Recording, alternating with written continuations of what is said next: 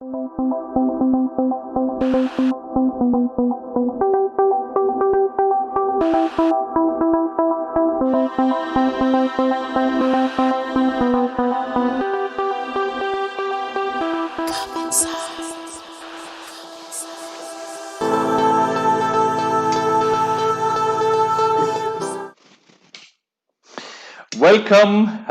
this evening to Wallhausen and the second season of our live wine tastings. The third time I have to get my English polished. I welcome you and I welcome everyone who will be watching this video in the next couple of days, next couple of weeks. You who are live, you can ask us questions directly. Whoever is here afterwards can write us emails. No worries. This is not the sword we cut off the grapes with. We started our harvest. Yesterday we picked the first grapes of the 2019 vintage and of 2020 vintage, sorry. You just read a comment about the 2019 vintage, which definitely is one of the most outstanding vintages I've made, I've been part of. And we'll talk more about the vintage throughout this tasting. We want to welcome you, and what better way to welcome each other than drinking Sekt. Now, as some of you might know, we don't like to do a lot of things the normal way. We're gonna try something different. If any of you want to impress someone else at your wedding, at a party, at anything, taking out the girl the first time, the first night, this is the way to open a bottle of Sekt. You have a line here where the glass is glued together. Along this line, we're gonna try to open the bottle with the saber. I've been told by an English officer that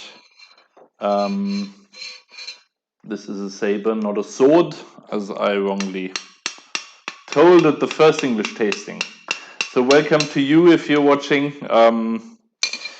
George, I hope you're there. Best wishes to London. So, let's start the evening. Great you're here. And first time we had English guests here live. It took me 3 times. Third time, lucky. Welcome. I welcome you with Riesling Sekt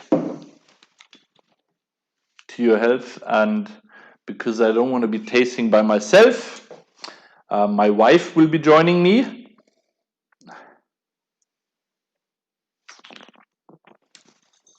Now, we've shown you, whoever's tasted all of them, this is our third Sekt.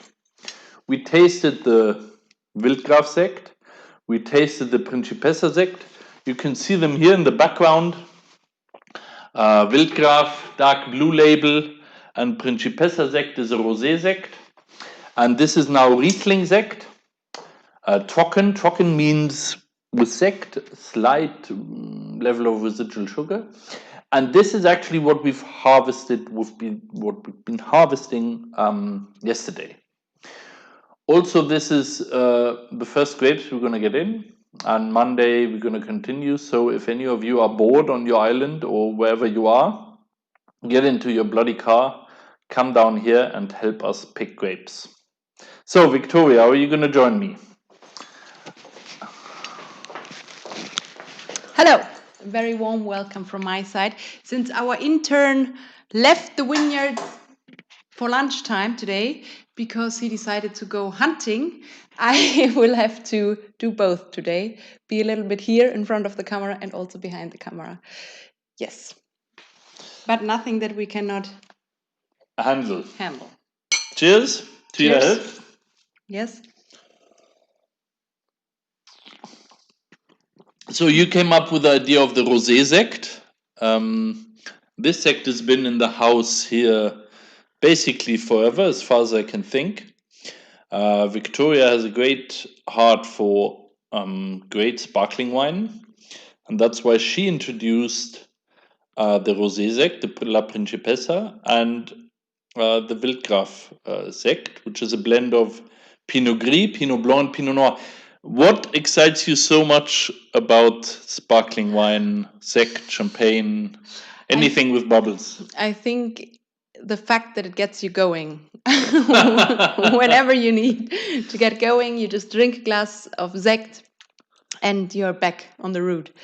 And it's you have a good hangover from sparklings. I always feel like So you don't have a hangover? No, yeah, like positive. a positive. Yeah? Okay. It's so all the oxygen you drink makes you yes, get better. Yeah. And it's a great hangover drink. Yeah, and the freshness. I very much appreciate the freshness that comes with it. And I could drink a whole evening just sparkling wine. Absolutely. But you love it. I just discovered sect, I also have to say. Before I was a little more on the champagne side, and I thought that would be the glory. And then since I discovered Winzer Sekt, which is made like the Méthode Champenoise, since then I'm completely turned towards German Winzer Sekt. And you can also pair it with food, no? We've done that. Absolutely, and not only with openers. How do you say it? Like we also used to do it with the with starters. With starters, not only with starters, not only with appetizers as you do it, but we also paired it with the main course. So our wedding date is the 22nd. We paired it with a fish. When was that? Yeah? With the salmon. Yeah. Okay. Yeah. It was when we had guests at your parents' place. We love it eating with tartar also. Yes, with tartar. So our wedding date is the 22nd of August, so just 2 weeks ago. Yeah. And our main dish is sparkling with tartar. Tartar. Absolutely, like the best thing you can do. How do you prepare it? If you don't drink the whole bottle today of the Riesling Sekt Trocken, keep some for tomorrow. Go to the butcher in the early morning, get some tartar, get some, what do you need? Salt, pepper, kapern. I don't know how they're called. Chop the kapern small, a little egg. And some people put in some mustard.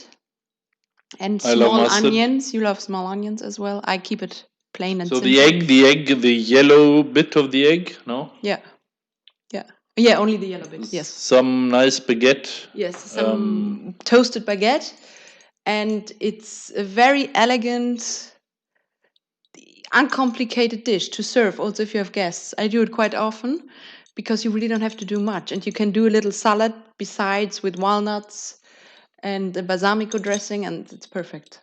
No? So this is something we're really into. It's comparing sect, comparing wine with food also. Yeah. If we cook, if we take time for cooking, which is often most of our evening sport, we basically always drink a glass of wine. We cook. And comparing that really makes wine and food really special, no? Yeah, absolutely. I think the wine and the sect start to really live when they are accompanied by good food. You can have them, of course, by themselves, but as soon as you pair them with the matching food, it's incredible. Super. Yeah. So I will get back the camera. Cheers. Write to me an email if you are not logged into YouTube, Victoria with C at prinzsalm.de, or write me directly. And if you are new and you have never joined us in this tasting, please send us a selfie of yours. And also if you did already, but you feel like sending a new one, always send them. So if you feel lucky, we'll do the same. Cheers to you. We have a big photo collage with all pictures people have sent us throughout the last 7-8 months. And Yeah, it looks great. If you want to be on it, send us your picture. Looking forward to seeing you. So thanks a lot. If you have questions, write to us via email, Victoria with a C, of course, at prinzsalm.de, victoria@prinzsalm.de, or in the chat. Yeah. If you're not live, you can write us emails anyways, and we will get back to you. See you now. As soon as possible. As soon as we finish drinking the sect. So, the only disadvantage opening a bottle with a saber is that it's difficult to close it again. So we're gonna have to drink it all tonight. But yeah, Victoria has told you already. This all sparkling wine we do is Winzersekt. That means it's traditional method of making sekt. It's a méthode champenoise, the most quality-driven, high-end way of making sekt. And we only do this. So the sekt has to have the second fermentation in the bottle. It has to be on the lees at least 9 months. Now, all our sects are at least on the lees 18 months, so twice as long. And we are planning to have sekt, vintage sekt also, which we keep in the bottle for 60 to 72 months. That's to us very, very special. We really believe that sekt is something amazing, and we're also working on vintage sekt to take it a step further. Now, sekt we harvest earlier than wine because we want a slightly higher acidity, and we don't want too much sugar, too much potential alcohol, because during the second fermentation, the alcohol level goes up 1%. So that's why we aim at 12.5% alcohol for sekt, to keep it lively, to keep it elegant, and due to the long time on the lees, that's where you get the power, the structure from, and that's why we love sekt.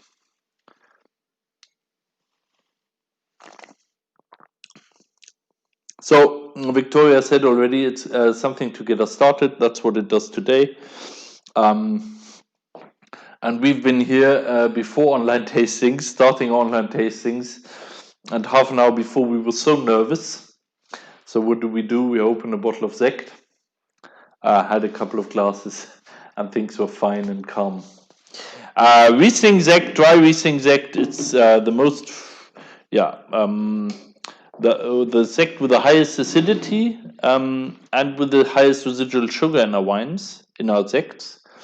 And you can really feel that. Nice sweetness to it, great acidity, really this fresh citrus, apricot, nectarine, fruit flavor from the Riesling. And I would say it's a fairly classical type of Riesling sekt, because it's got all the strength you love in Riesling, with 12.5% alcohol, lively, fresh, really gets you going, and also great food pairing. So I've done menus with sekt only or with champagne only. So you can take sekt, you can take champagne a level further. Not only have it as a reception wine, you can have it for dinner, you can have it as a dessert. Some places it's very classy to have a champagne for dessert. At my sister and brother-in-law's wedding, we had champagne as a dessert, and that was amazing. So we'll be talking today about, we have talked about sekt, and we'll mainly focus on the 2019 vintage, and also things which happen in harvest, during harvest, because that's which just started. That's what excites us at the moment the most. We never know beforehand when it's going to start. My wife can tell you, I'm nervous. I can sleep the night before we start. Or it's one of my worst nights during the year. So it was the same Wednesday to Friday to Thursday, thinking about what to do, when to do it, how it'll work. So the first day of harvest is really one of the most exciting days during the year. And yeah, I can't hide that I'm fairly happy that it's over. So, we leave the sect, we go to the still wine, as we also call it, the second wine, or the first wine, second taste. To the Blanc de Noir. This grape variety we're going to taste now, and we're going to taste at the end. It's Pinot Noir, 100% Pinot Noir, but a white, crushing white Pinot. So you can make Pinot Noir as a red wine, as a rosé, and also as a white wine. When you look, when you hold the wine into the light, you can see that it's dark in color because it's a red grape variety. So in some years you still have a darker color than a normal white wine, but still it's called Blanc de Noir, so the white or the dark, meaning that it's from a dark grape, but it's a white wine.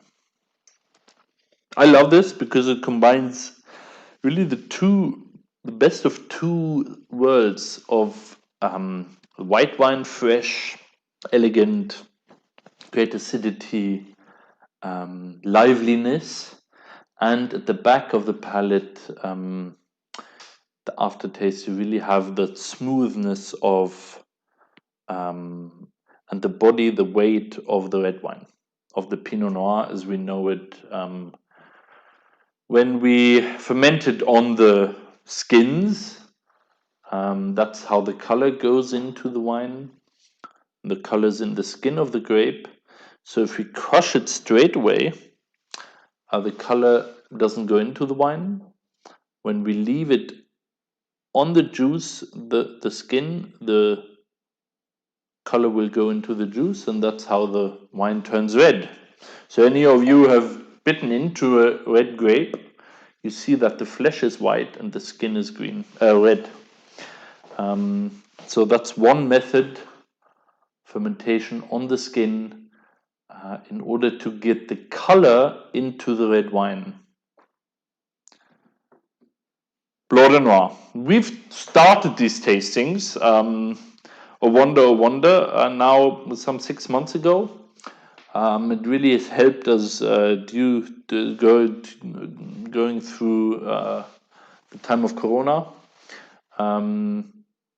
We had all the restaurants we've been selling to have closed down, of course. They're slowly opening again, but these tastings have really enabled us to keep in touch with friends, with family, but also with customers.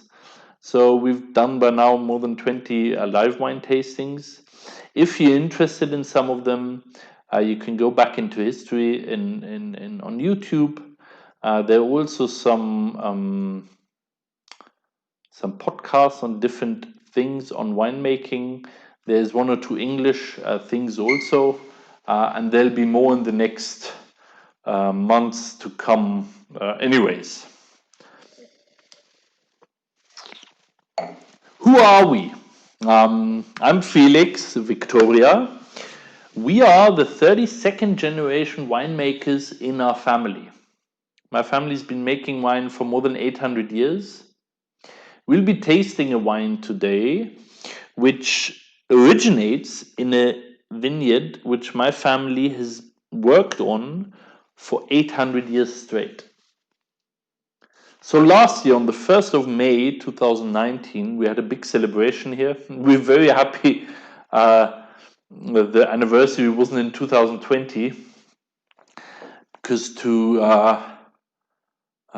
share a barrel of wine virtually is very difficult. So we were very happy Corona came a year later. Last year we had more than 700 guests here in the castle, in the courtyard. We had talks, we had a play, we had a service, a small service in church, and we celebrated the 800th anniversary of our vineyards at Felseneck, which my family has been working on for 800 years straight. What we also did in the Jubilee year, we brought out a great Jubilee brochure, which talks about the history in the family, about the people working here, about my ancestors, about winemaking in the Middle Ages, in the 15th, 17th century. Of course, there's a family tree and more. So some of you have this. If not, we'll translate it. In another 800 years, we might have enough time to translate it into English also. 800 years is one thing, but today is another thing. And I think we've been here for 800 years, not because of tradition only, but for us, tradition always means to reinvent yourself. This is what we did with these live tastings, and they've really helped us come through this time, also financially, because throughout Germany we were very big with these live tastings. We're continuing these throughout the winter also. So look out for news on the websites. If you want to be registered on the newsletter, tell us, and you'll get information about the next live wine tastings. They'll be up shortly on the website, and we're very happy to see one of you or some of you again live. Or you're always happy to visit us here. We've had a lot of visitors these past months who've been watching live tastings, who watched the film which was shown Germany-wide a couple of weeks ago. Our doors open. If you go from England to Holland to Austria, we're right in the middle. A great way to stop. Victoria, I've talked enough.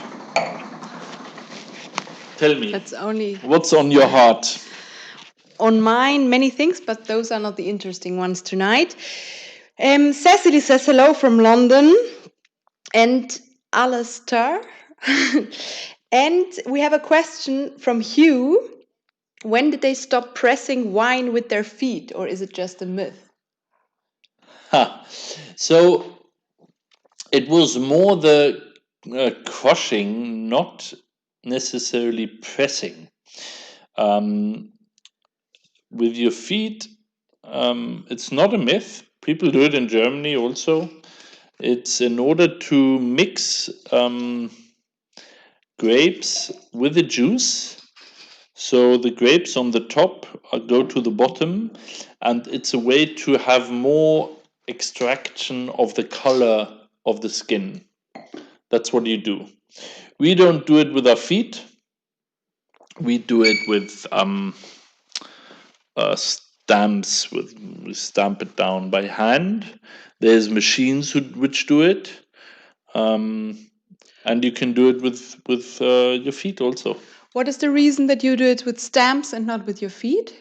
Is it because I have smelly feet? No, is it because?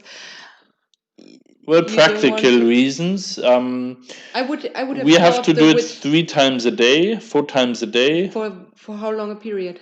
2 to 3 weeks. Oh, so it's a little sport. It's a little gymnastic. Yeah.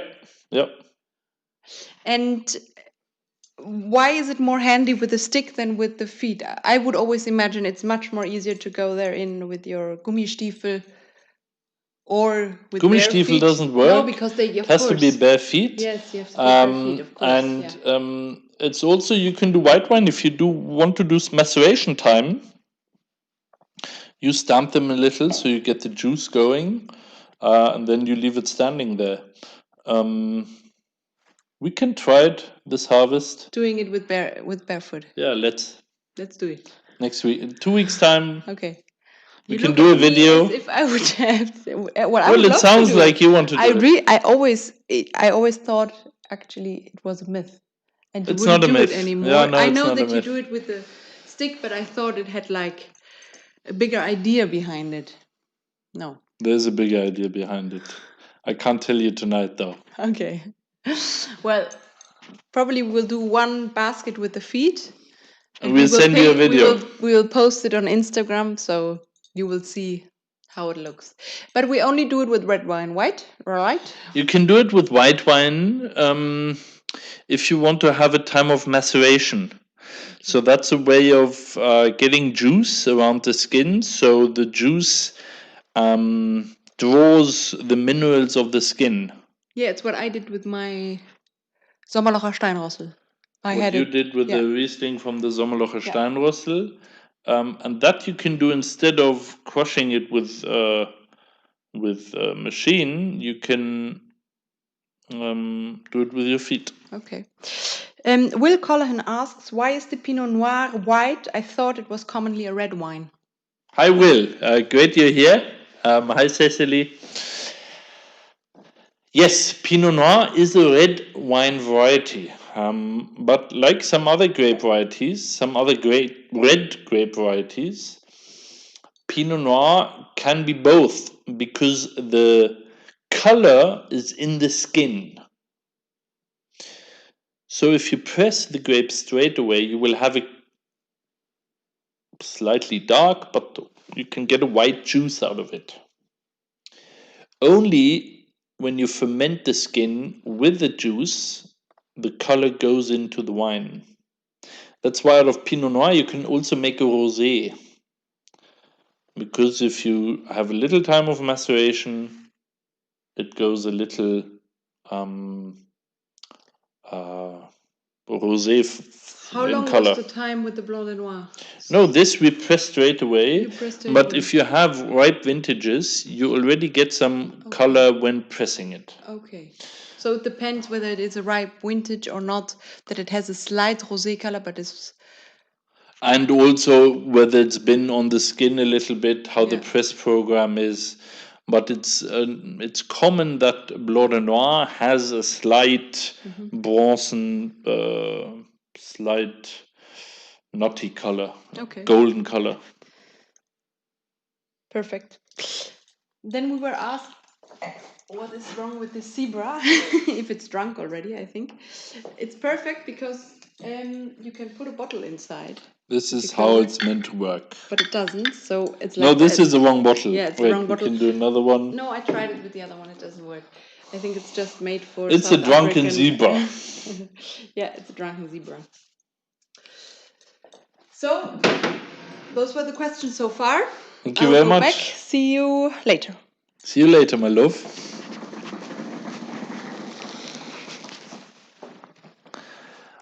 Blanc de Noir, for us a great grape variety. We are mainly into Rieslings. No, that will taste. The next 3 wines will be Riesling. Next to Riesling, we also have Pinots. So Pinot Noir, Pinot Gris, and Pinot Blanc. Then we also have a little bit Scheurebe. It's a very traditional German grape variety. We have a little Merlot. And we have a little Osteiner. It's a grape variety you will not know. It was named after my great granduncle, 8 times great granduncle. So if you have a grape variety named after your uncle, you're sure to better plant it also. That's what we did. And ever since we've got Osteiner, it's a cross between Riesling and Silvaner. But Riesling is the greatest grape variety. Our climate is perfect for Riesling. We make quite a few different Rieslings: dry Riesling, off-dry Riesling, sweet Riesling, aged Riesling, young Riesling, Riesling on different soils. And that's what I'm going to show you in a minute. Next to that, we love our Pinot Blanc, we love our Pinot Gris, we love our Pinot Noir. And Some of them we've tasted in the past tastings. We've had the Pinot Noir, we've had the Merlot, we'd had the Pinot Blanc also at one of these tastings. So there's a lot more. We make about 26, 27 wines every year. We make 3 sparkling wines. 70%, 90% is white, 10% is red or rosé. And German red wines, you can see for yourself at the end of this tasting what German red wine can do. Now, I want to invite you to a tasting table.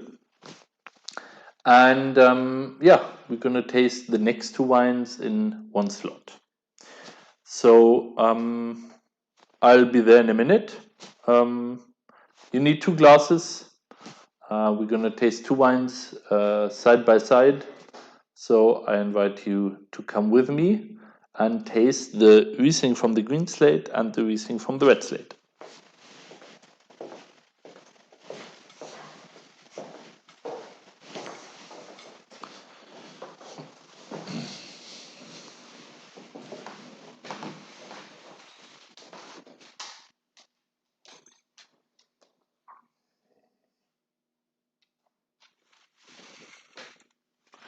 So if you, I hope we didn't surprise you too much.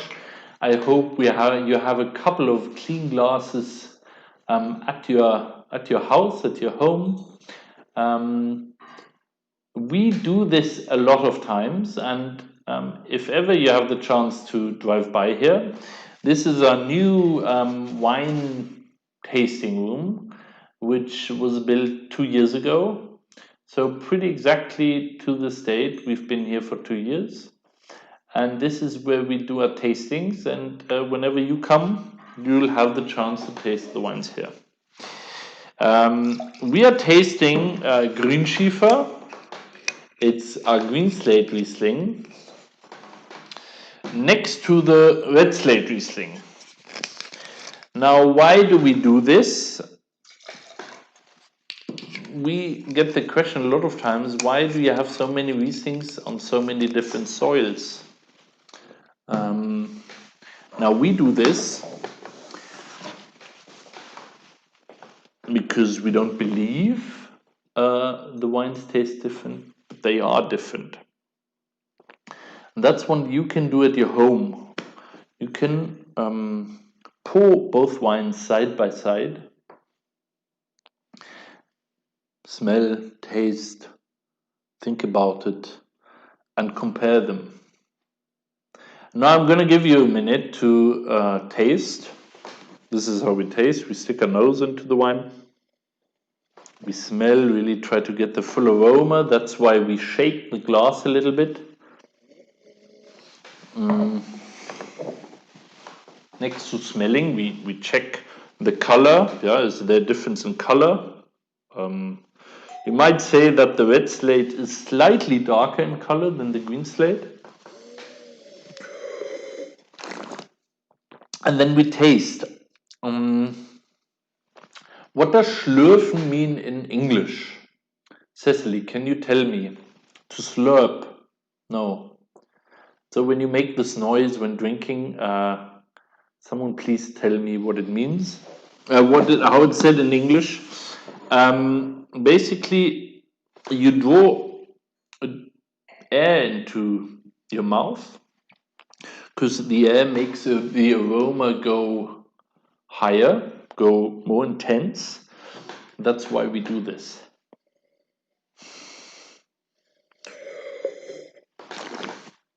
So taste the 2 wines side by side.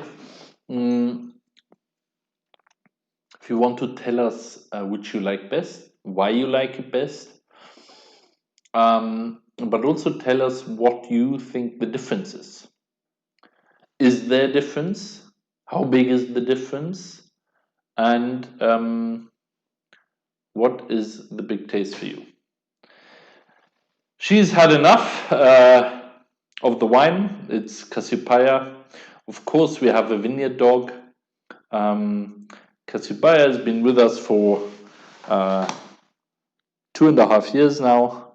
And today she actually became a small buddy because my brother also got a dog. So there's two of them now. So she will greet you. She will be the first to greet you when you come here to visit us. Because she's the first when a car comes and opens the door. She will welcome you. Green slate, red slate. I also brought the two type of soil with me here to really show you what the soil looks like. Now you can see a big difference in the structure and the color. Green slate's got a green shine to it. That's why it's called green slate. It's a unique type of soil which only exists in Wallhausen, where we live, where we do wine, in Wallhausen and Dahlberg. Dahlberg is a neighboring village. Now the red slate, it's brown, reddish in color. It's got iron inside, that's what makes it red. And that's what you can see here. And it's not a slate as you would suspect, but it's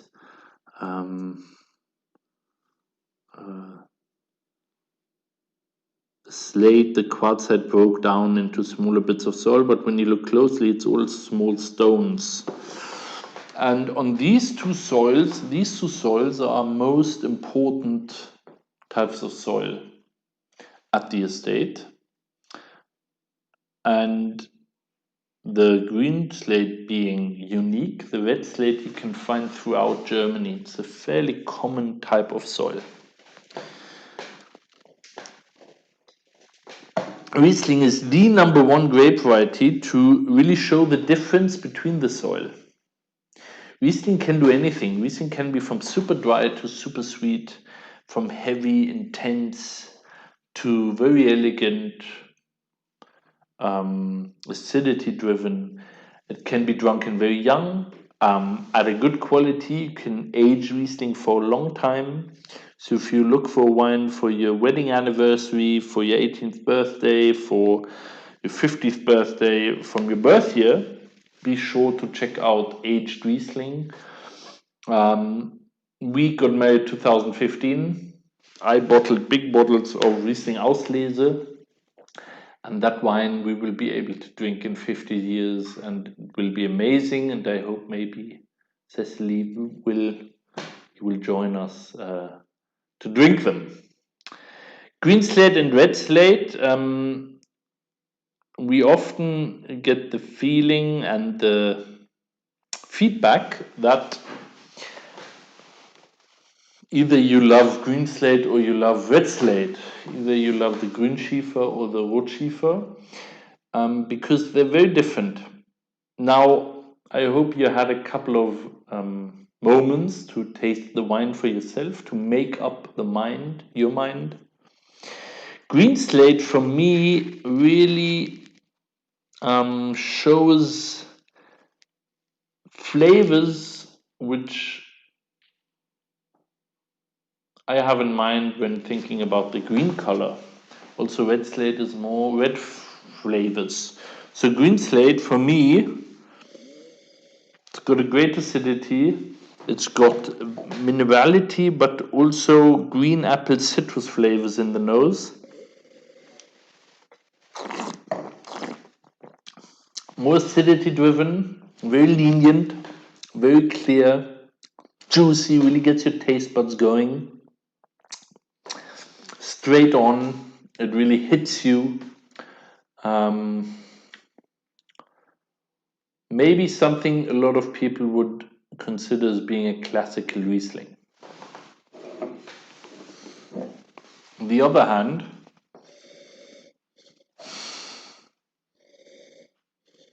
the red slate, when you stick your nose into it, it's completely different already. Much more ripeness, much more red fruit aromas, more tropical flavors, a bit more nuttiness, like more a touch of caramel, and more dried red fruit aromas, so more ripe nectarine.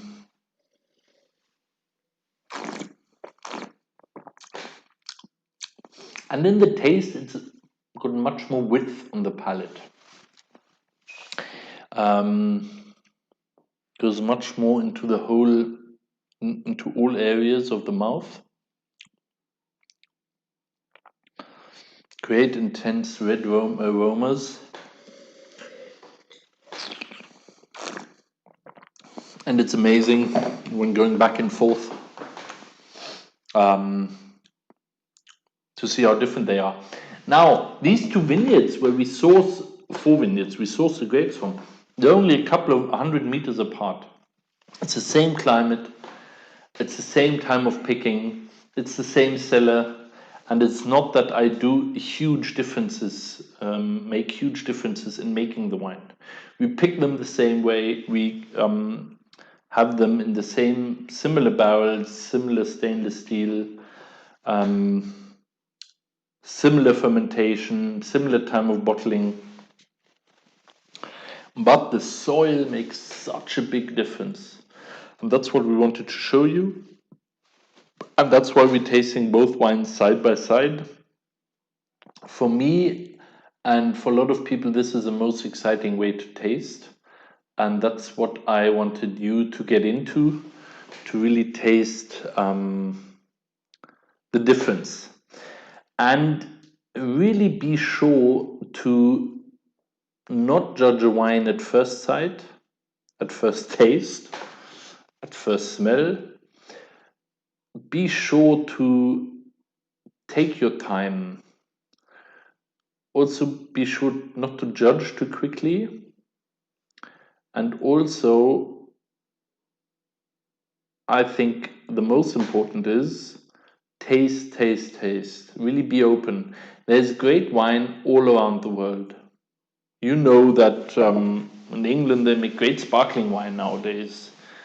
There's great red wine in Australia, in South Africa, in Chile. There's also great white wine in Austria, in France, in Italy. But there's also great red wine in Germany, just like in Italy. So I think in all the great wine growing regions, you will have great wines. And it's really exciting to do that. We were in Croatia this summer.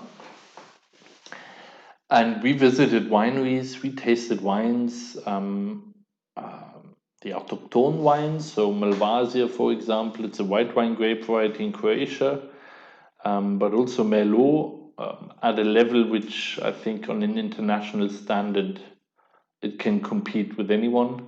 So, yeah, just be open, taste, drink, and yeah, I'm grateful and very happy you do that today also. So we gonna continue. I'm really happy that we're gonna show you one of my great loves with the next wine.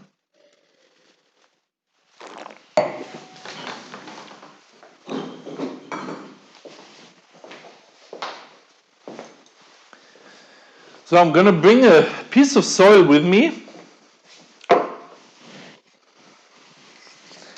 And I'm going to show you the Felseneck Riesling Cabinet. That's the next wine we're tasting.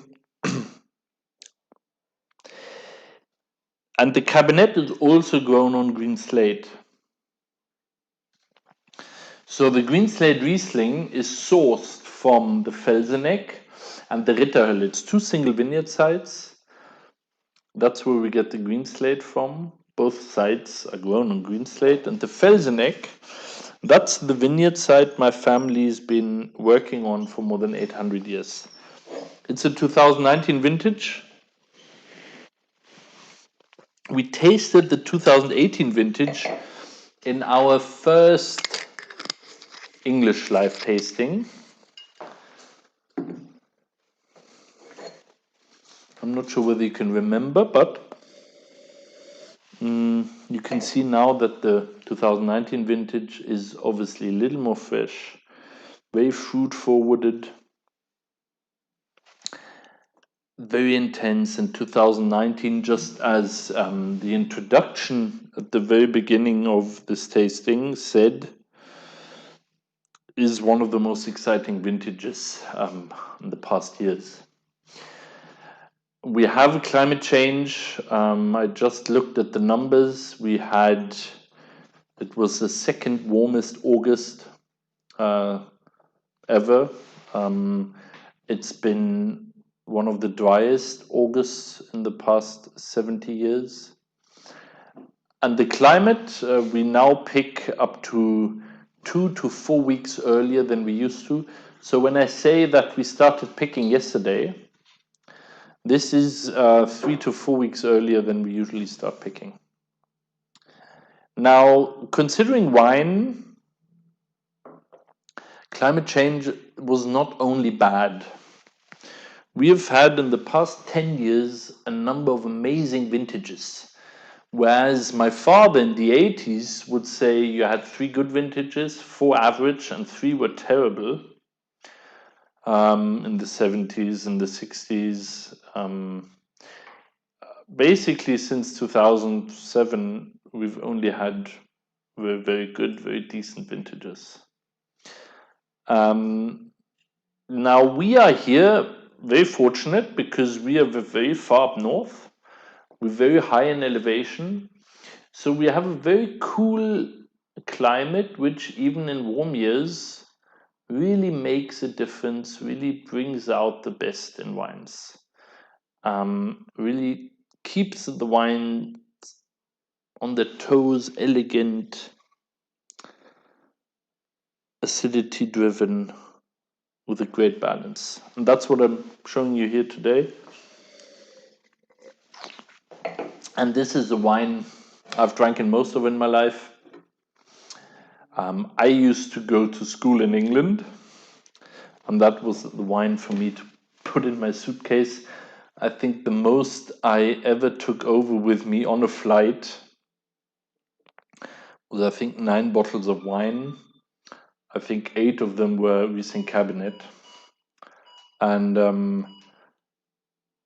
I believe that when tasting it, you can really understand why. The balance between residual sugar and acidity is amazing. It's got such great potential. It's a wine you can drink young, fresh, when it's warm. You can pair it with food very easily.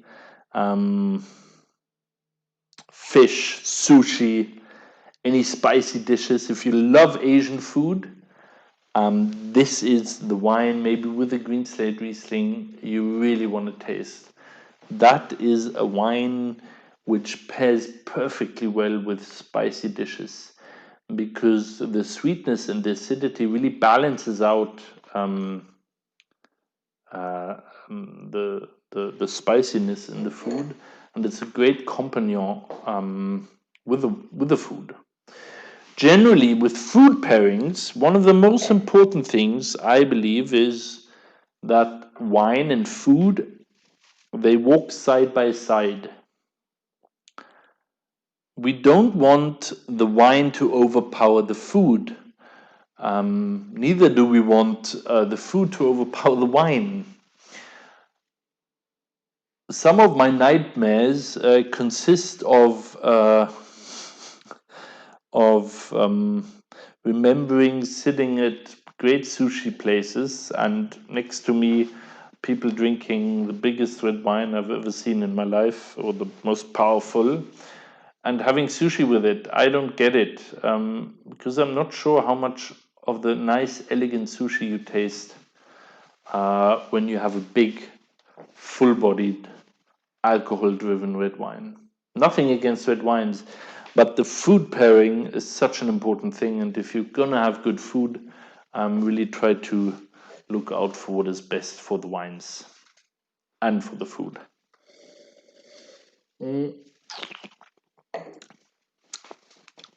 Where does the sweetness come from? sweet wines are not made by putting sugar into the wine. It's natural sweetness. This wine only has 10% alcohol because not all the sugar in the grape was fermented into alcohol. So what we do is we stop the fermentation. We taste the wines, and at a certain point, we know it's getting close, and that's when we start cooling the wine to stop the fermentation. We do it with cooling it. If it's too cold, the yeast will not ferment. And we'll cool it down, so at some points it stops.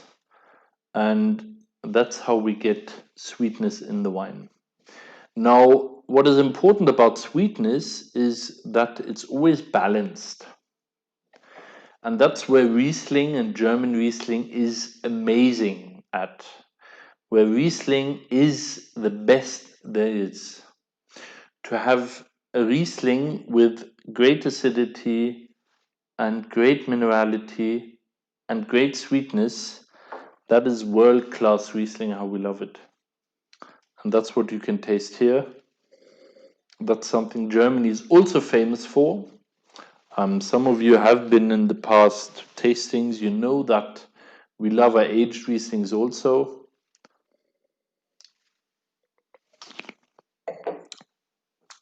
And we love our big, full-bodied dry Rieslings.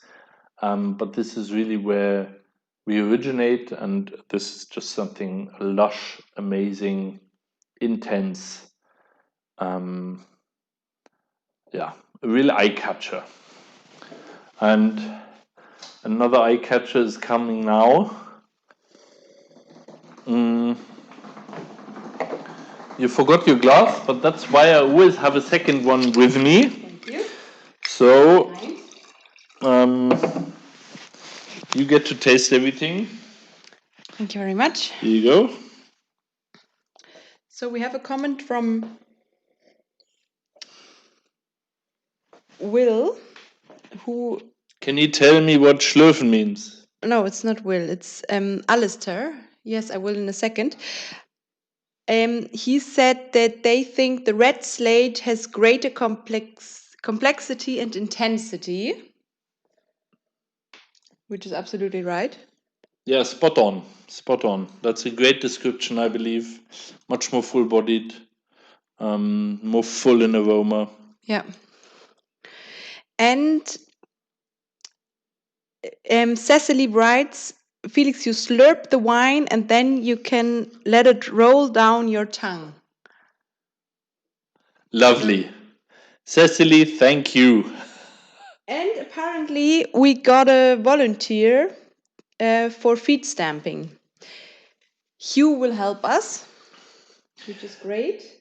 No, it's send us pictures beforehand, and then we will decide whether you're allowed to stamp with your feet.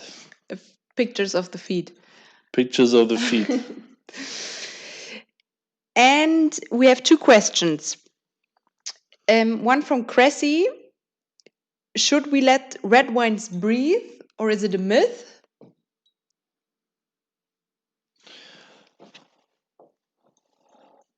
No, not generally. Just like white wine. Top wines need to breathe, no matter whether it's a red wine or it's a white wine. That's the next question from Cecily, because she asked, can you do that with white wines as well? Let them breathe. Yeah, so red wine will not needs maybe sometimes a little more air, because red wine is generally made in a more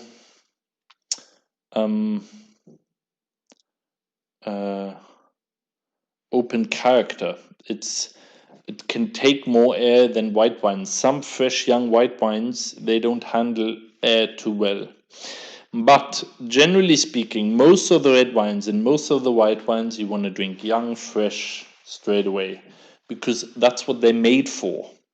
90% of white wines as well as 90% of red wines are not made for aging. Hence, they're not made for breathing. They're not made for big glasses. They're not made for decanting. When it comes to the high-end wines, red as well as white, you often want them to breathe. No matter whether it's a red or a white. It's just a Red or high-end. white, you want a big glass. For our top white wines, here the Grand Cru wines, we only sell 2017 now. We age them 3 years before we sell them because white wine, Riesling, is the number one grape variety to age and also to breathe, just like a big red wine. There's no difference, yeah. But it's 90%. So it's that's what I'm saying. Okay. It might be 85 or 95, or But it depends maybe on the high-end maybe red wines. wine it's 90, it's Yeah. 80%, and white wine 95%. But what I'm saying is high-end Rieslings. Yes. Rieslings we produce need air, need big glasses, need time. Yeah.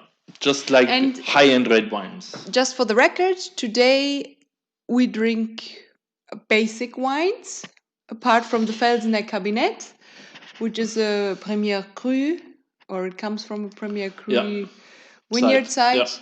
Yes. So just to get like a feeling for it, no? Yeah, today we have a tasting, which is the estate wines. 2 weeks ago, we had a tasting with only 1 week ago. 1 week ago, yeah. With only Grand Cru wines. So we had a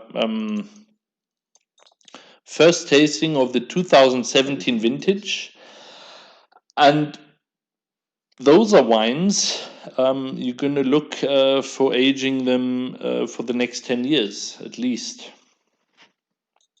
Wonderful. Felix, I have a question before we go to the next wine. Robert Parker and Jancis Robinson, both of them really are completely fond of the 2019 vintage. Yeah. They even go as far as to say it's a reincarnation of the 1937 vintage. At least Parker does, in the name of Stefan Reinhardt. What is your own opinion? You said something to begin with about the 2019 vintage, but how's your own opinion about this vintage? Break it down in 3 sentences.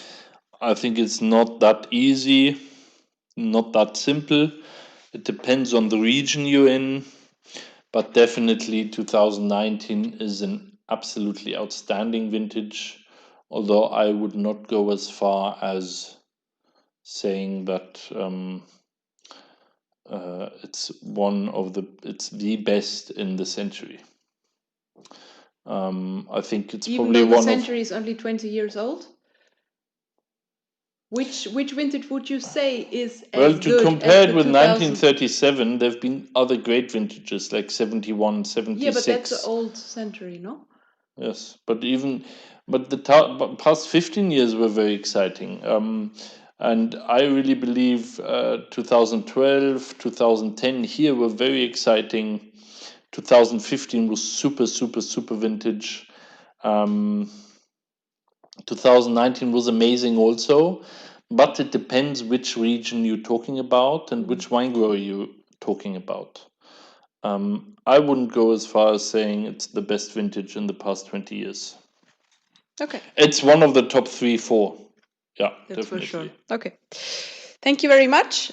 One comment. So Jancis Robinson, Stefan Reinhardt, who writes for Parker, is like the Hugh Johnson, are the top, are some of the most important wine writers for German critics, wines. Yeah. Good.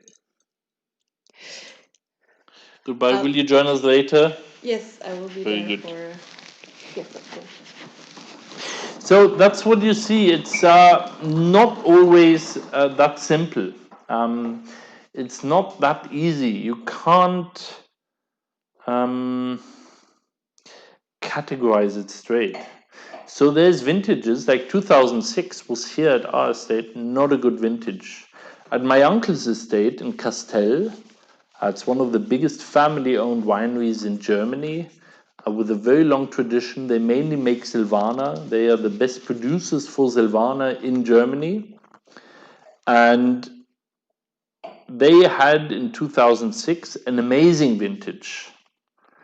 Where here in the Nahe and the Rheinhessen, so we grow wine in the Nahe and in the Rheinhessen region. My uncle's in the Franken region. They in 2006, it was one of the best vintages they've had. 2006 for us was terrible. And there only 20 kilometers can really, to Franken it's 200 kilometers. But even between here, Wallhausen, our vineyards here in the Nahe, and to Bingen on the Rhine, where we have also vineyards, it can make all the difference because of climate, because of rainfall. Rainfall here is very partial. So where it rains there, it might be dry here. So there's a big difference, and it's very, very individual. Riesling Cabernet is for me, it's one of my big loves.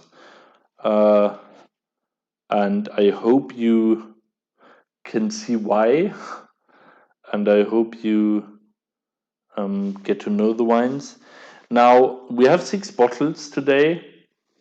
No worries. You can drink them the next couple of days also. So they're not going to go bad after tonight.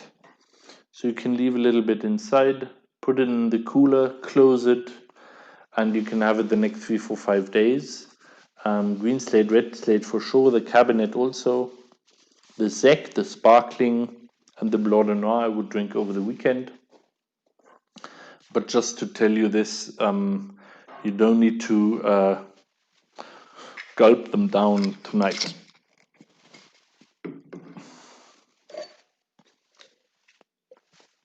So join me with our last wine, with the Salm Rot. The Salm Rot in a new label. It's new to us. It's new to what we do. And we decided 2019 to go new ways.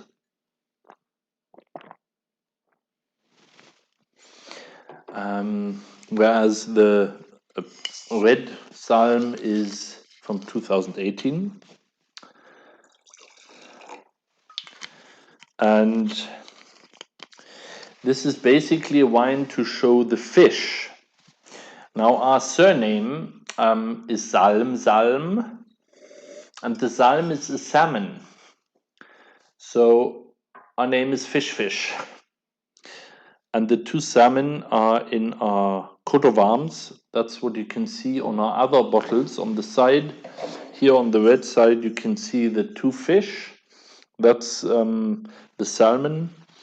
And in the Salm, the red Salm, and there's a white Salm also. These 2, they're the 2 siblings. White Salm is a blend of Riesling, Pinot Blanc, and Scheurebe, and the red Salm is a blend between Pinot Noir, Spätburgunder, and Merlot. So the German name for Pinot Noir is Spätburgunder.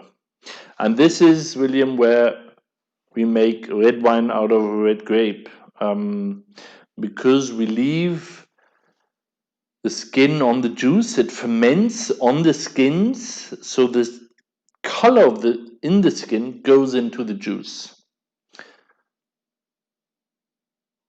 This label has been with us now for 4 months, and it's just something to really bring alive the 2 fish, the salmon, our history, what we've been doing for centuries, Salm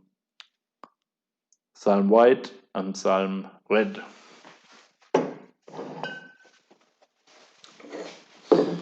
Now here is a partial answer to One of the questions, whether you want the wines to breathe.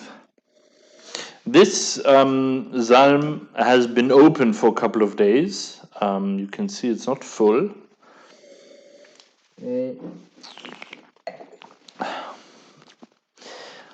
And what it does to the wine is it makes it more round, more settled, and often easier to understand, to get to know. You have great cherry aromas. You have some vanilla aromas, some tannins. Now this we put into small barriques, like the wooden cask my Victoria that dries when she comes in here. It's a barrique, and it's a it's something which really makes and influences red wines to a big extent, and that's what we have in these wines also. Now the color, it's a good red color, but it's also slightly see-through, so Pinot Noir is always a little more subtle in the color. It's not dark red. Sometimes got a slight brown touch to it. Now this is more intense due to the Merlot also. And we love this. It's great. It's full-bodied. It's intense. Got a great aftertaste. And it combines great strength of Merlot and Pinot. So Pinot, you have more that cherry, elegant, more the acidity, and Merlot brings more the full weight, the body to it. And yes, this is also high-end wine for us. A lot of work goes into this wine. That's why definitely this wine can breathe. It's an estate wine. We have two wines, the Pinot Noir and the Merlot, as a single grape variety, a level higher up. But this is definitely something which a lot of people will not expect of German red wine. Now in Germany, a lot of people think that there's not a lot of red wine in Germany. I think 35% of German wine is red wine. The two southern German wine-growing regions make more red wine than white wine. So red wine within Germany is a huge thing. Germany in the export market is more known for white wine, mainly Riesling. That's good. I like that. It's good the way it is. But still, our red wines are worth looking for and are worth discovering. And that's what I just said before also. Taste, and really, don't get over your prejudice. Yeah? Wine is about tasting and discovering. It's not about prejudice. I think that's one of the most important things I've learned in my time here.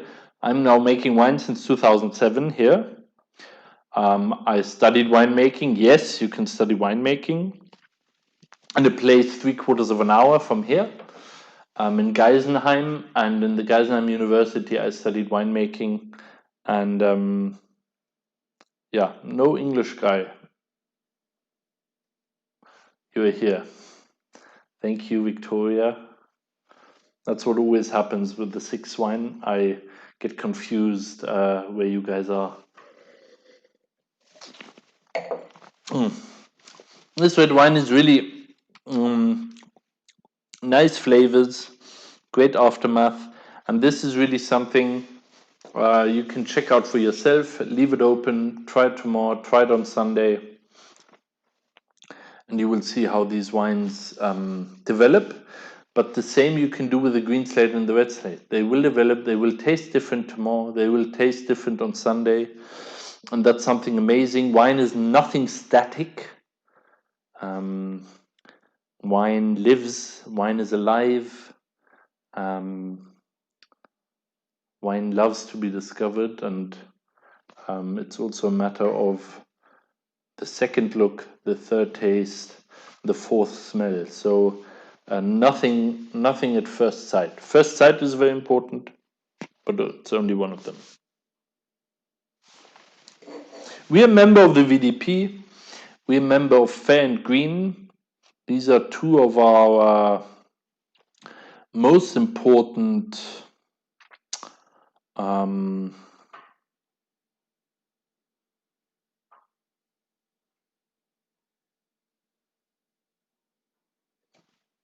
memberships we are in. The VDP is the eagle on the capsule. It shows us being one of the top 200 wineries in Germany.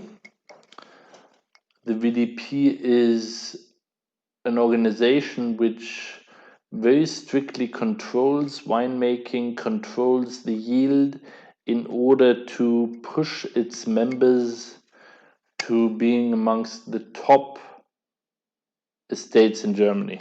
That's the VDP. So whenever you look into the shelf, look out for this sign. You can be sure that it's estate-grown fruit. This is not normal. Most of the wine worldwide is not estate-grown.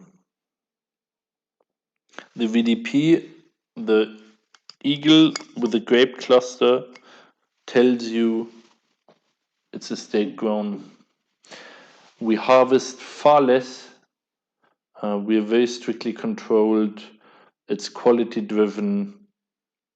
And that's why we love the VDP and why we are also a member of the VDP. We're also a member of Fair and Green. Fair and Green is a also membership you can apply for. It's a certificate for also organic, but nachhaltig. Victoria, what's the word for nachhaltig? Sustainable way of growing wine. Not only of growing wine, but also of working. Who works with you? Who are the suppliers? The people who work with you? How they paid? Where do they live when they work for you, when they come here? Where do you get your materials from? How big the glass is? How heavy the glass bottle is? Where do you sell your wines? How much water do you use? How much petrol do you use? So a lot of different aspects, all looking at sustainability, and that's the most important section for Fair and Green. That's why we are a member of Fair and Green, because working sustainable is in our DNA. We've been working organically since my father started working organically in 1988. In 2018, we joined Fair and Green, and it's one of the things to really ensure that what we've been doing here for more than 800 years, that my children, their children, and the next 30 generations can also grow wine the same way we can. That's why we work together with Fair and Green, because we don't only want to talk about it, we want to do it. We want to be controlled. We want to be pushed to another level, and that's what we love doing. Now, this is as far as I got today. There's a lot more to discover, of course. Also, all the English, I strongly recommend to buy wine very soon, because sadly with the Brexit, we're not quite sure yet how that will work in 2021. We know it works today. You can order wine here, you know that. We send it over to you. Shipping costs are only around 15, 16 euros per case, 12 bottles. We are just now hopefully sending a couple of cases for a big wedding in Ireland. So things are possible, and we are very glad it's that easy to supply you with wine. Now, Victoria, do you have any questions? Or you just want your husband to shut up?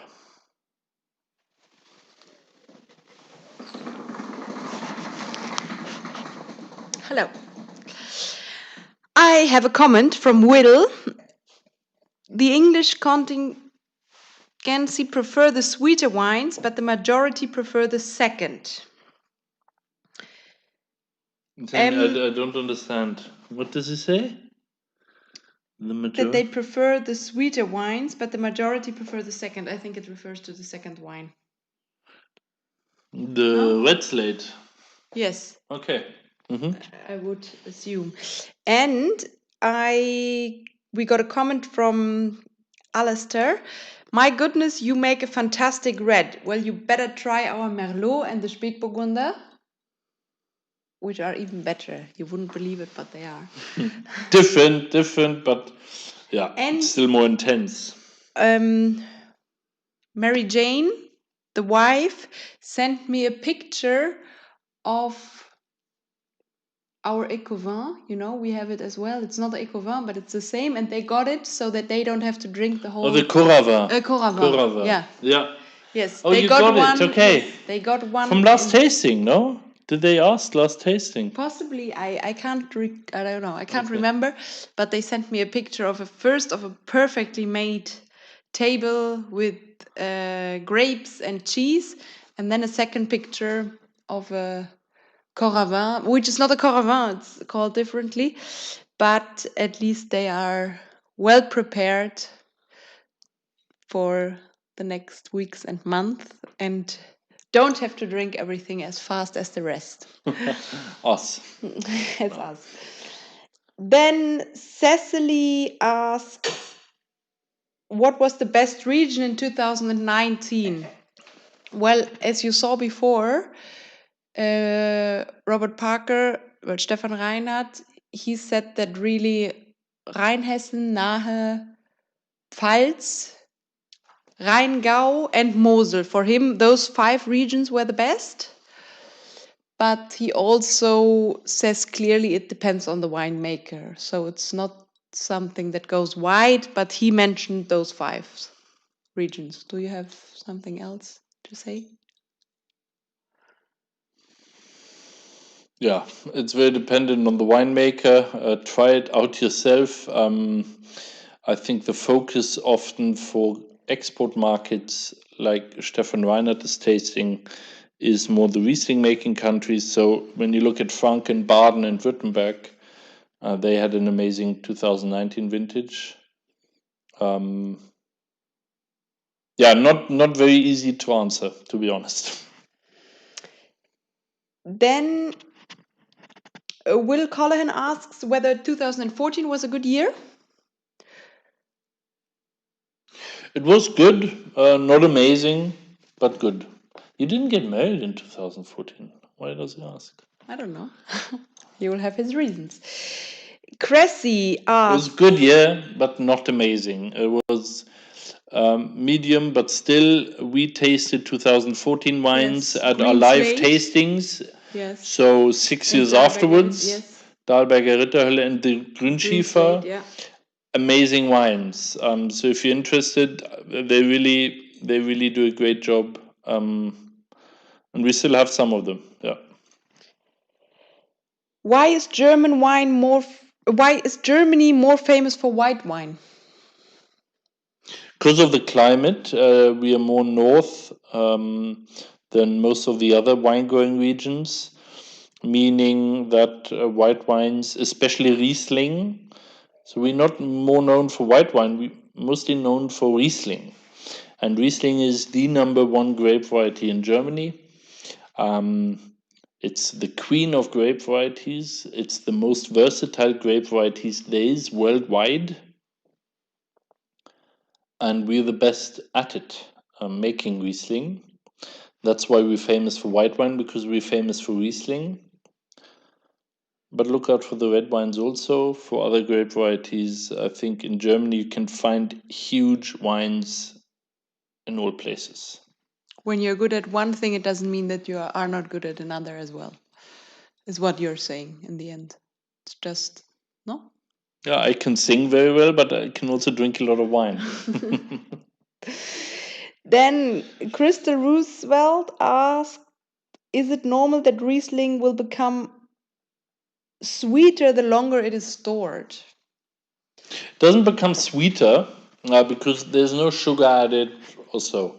But with age, wines become rounder. They lose the edges. Acidity goes back a little bit. And they get more of a caramel flavor sometimes. So it seems as if they taste more smooth, more caramelized, more weighty, full-bodied. And that's what sometimes makes them taste a little sweeter.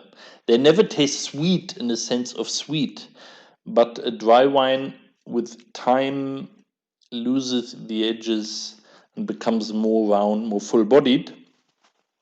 Whereas on the contrary, sweet wines lose the sweetness. So if we really take a Cabernet, a Spätlese, this Cabernet in 10 years' time will taste dry. Yeah, so sweet wines, off-dry wines, Spätlese, Cabernet, Auslese, they will lose sweetness, and in 10, 20, 30 years, they will taste like a dry wine. Thank you very much, Felix. And what you just said about the ripened Rieslings, I think it's also important to say at this stage that due to the climate change in the last 10 and 15 years, our Rieslings in general in Germany have become much more full-bodied and much more smoother than they used to be 20 years ago. So there is already, the basis is already more smooth, and then if you then start to ripen them in the bottle, you will get even more smooth and more full-bodied, more meltiness, more round up Rieslings. Yeah. So actually it's a great time at the moment for Riesling, thanks to the climate. We really, in this case, we absolutely are winners for the climate change. Yeah, yeah. Definitely. The past, since 2007 I've been doing this. It's been amazing. Yeah. Yeah. What's one final question? What's the feature of this vintage, 2019? Balance, great acidity, at a great level of ripeness, combined, bringing out huge character, great intensity, but at a very lively level. So like 2015, 2011, 2009 were very full-bodied. 2018 and 2019's got this edge of minerality and acidity, which makes it really special. Thank you very much, Felix. Living on the edge. Really lovely light red wine from the group in London, says Cecily. Thank you, Cecily. Whenever you want to try a little more full-bodied, more structured wines, write to us. We will send you Merlot, which aged 24 months in the barrique, or a Pinot Noir. Thank you very much for joining us tonight. We Great having you here. it. Having you here. Having us at your home. Thank you for having us at your home. And wishing you a lovely night. Enjoy the wines. Get some more food. Well, I need some more food now. We just had a spicy. See you. Look out for the next tastings. Yes. Look out for the next tasting. We'll be back in probably October for an English tasting. Yes. October will and be for the Christmas. next one. and for another German wine tastings. And we will make one tasting just red wines before the Christmas seasons, because it's the time where you want to sit next to your fireplace, have 2 or 3, 5 glasses of wine, and we will do one tasting just red wine. So make sure that you're with us, and yes, we will be streaming from the chimney, not from the chimney. Well, you So know have from a where. great evening. Love to have you here. Goodbye and auf Wiedersehen.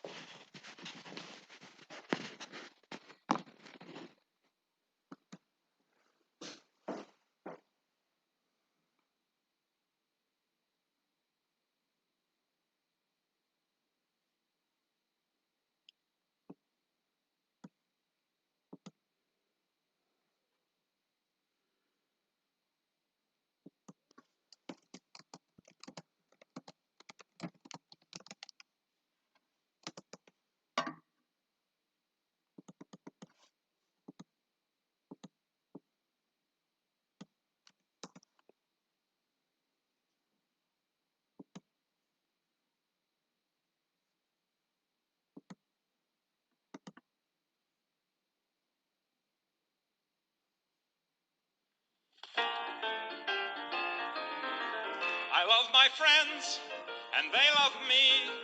We're just as close as we can be.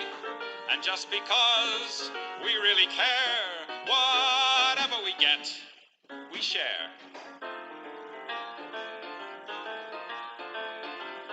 I got it from Agnes, she got it from Jim. We all agree it must have been Louise who gave it to him. And she got it from Harry, who got it from Marie. And everybody knows that Marie got it from me. Giles got it from Daphne. She got it from Joan. She picked it up in Ireland, a kiss in the Blarney Stone. Pierre gave it to Sheila, who must have brought it there. He got it from Francois and Jacques. Aha, lucky Pierre. Max got it from Edith, who gets it every spring. She got it from her daddy, who just gives her everything. She then gave it to Daniel, whose spaniel has it now. Our dentist even got it, and we're still wondering how.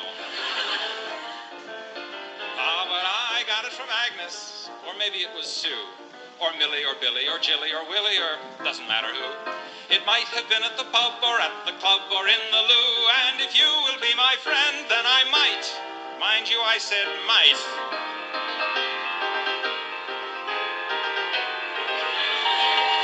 Give it to you.